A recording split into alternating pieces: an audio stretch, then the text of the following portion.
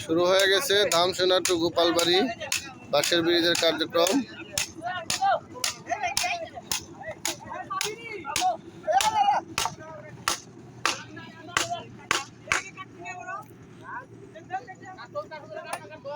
জেলে ভাইরা বাঁশ গাড়তেছে।